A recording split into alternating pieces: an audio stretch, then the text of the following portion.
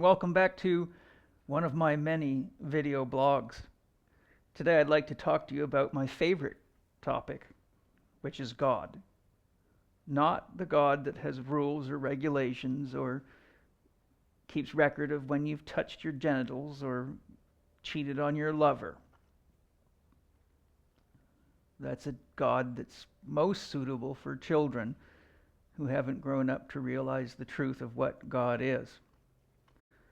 For those of you that are my students, you'll know that when I talk about God, I'm talking about unconditional love, which mathematically speaking can only be a zero because anything countable, weighable, or measurable is something objective, and therefore it has a definite weight, measure, or concept to it.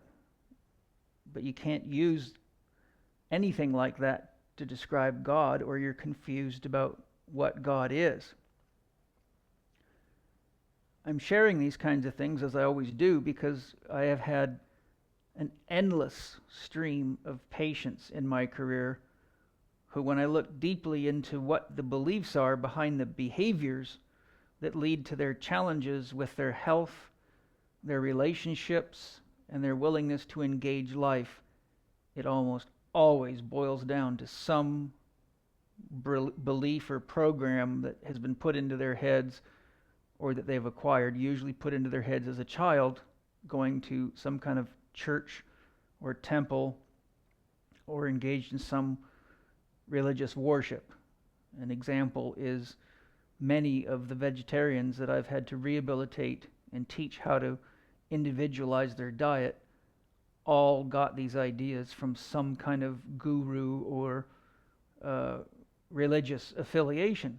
Today I wanted to read to you from a beautiful, beautiful book, specifically to quote a Christian mystic, because some people get the impression that I'm anti-Christianity, and I am absolutely not anti any religion. I'm only against the corporate hijacking of people's minds by religion for profit and control. Unfortunately, that makes up the majority of what people think of as religion. Meister Eckhart was a Christian mystic who lived between 1260 and 1327.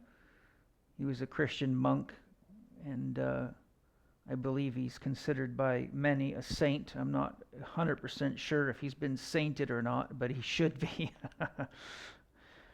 So, for those of you that are interested in the real depth of Christianity, and Christianity as what I would call a high form of spiritual practice, Meister Eckhart's teachings are excellent. Today I'd like to share something from The Pocket Meister Eckhart by Shambhala, the publisher Shambhala. On page 5, I think it's page 5, item number 7, good number. This is what Meister Eckhart has to share with you today. Some people want to see God with their eyes as they see a cow, and to love him as they love their cow. They love their cow for the milk and cheese and profit it makes them. This is how it is with people who love God for the sake of outward wealth or inward comfort. They do not rightly love God when they love him for their own advantage. Indeed, I tell you the truth, any object you have in your mind, however good, will be a barrier between you and the inmost truth. That's worth meditating on. So worth meditating on. I'm going to read it to you one more time. Some people want to see God with their eyes as they see a cow, and to love him as they love their cow. They love their cow for the milk and cheese and profit it makes them. This is how it is with people who love God for the sake of outward wealth or inward comfort. They do not rightly love God when they love him for their own advantage. Indeed, I tell you the truth, any object you have on your mind, however good, will be a barrier between you and the inmost truth. So, loving God because you think that's what you got to do to get to heaven is one of the most common barriers to the truth. There is a long, long list of things that people do in the games that people play about loving God. And I think when we really get deep into it, as you can do, either through a committed practice to meditation, Tai Chi, Qigong, or for those of you that are ready to look inside yourself deeply and accept the truth of what's inside Pandora's box of the unconscious mind, then a shamanic journey with psychedelic medicines, be it in the jungle to do ayahuasca, or someone guiding you through a mushroom journey, or any of the other psychedelics intelligently used, can certainly take you into the depths of yourself. Most of you will need guidance and support, and probably a number of experiences to get to the point where you can actually let your ego go and see what's behind the curtain. And then there will be nothing to see but everything, and nothing to know but everything, and no experience to have but everything. And you might come to realize that God cannot be known, but God can be experienced. God is the ultimate mystery.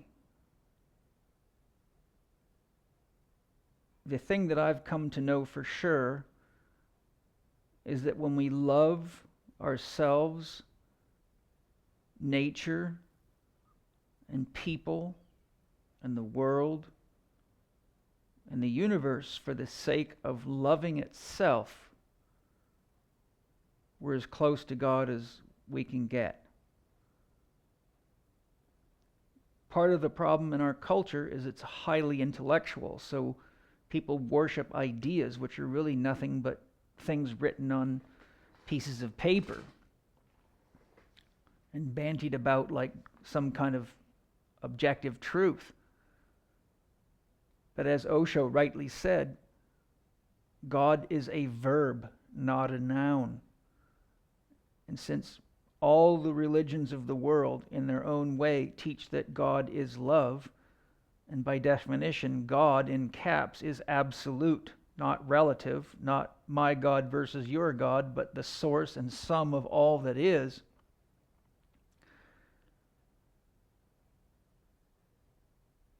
We have to come to the realization that when we see things in the world that we don't like,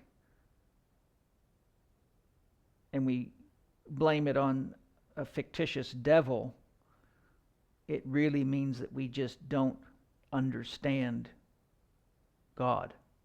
We don't understand the nature of the creative power and the potential and the willingness to experience all that God is. No holds barred. Absolutely no holds barred. Does that mean that I'm condoning acts of evil or anything like that? No. If you want to get close to God every minute of every day, whenever you feel challenged or you're not sure what to do, simply ask the question, what would love do now? And to the degree that you're capable of loving at a spiritual level that includes all people and all things, then your actions will be godly to the degree that they possibly can be with human comprehension, understanding, and reason. So as Meister Eckhart beautifully closes with, indeed, I tell you the truth, any object you have on your mind, however good, will be a barrier between you and the inmost truth. What comes to my mind is a beautiful quote by Rumi, a Persian mystic and the founder of a Sufi order. Sufism is the mystical branch of Islam, and the mystical branches usually carry the deeper truths that get past all the dogmas and rules and corporate stuff. Rumi said no man can get to God until he becomes a heretic. What he means is until you stop reading stuff written on paper and rules and regulations and stuff told to you by other people.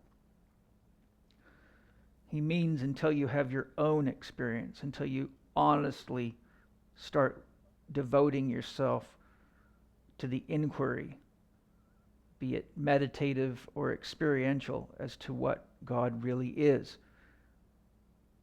And as Meister Eckhart says, any idea you have in your mind is going to become an impediment. So it requires the mind and the playfulness of a child to go in and explore and allow yourself to have experiences based in wonder and awe.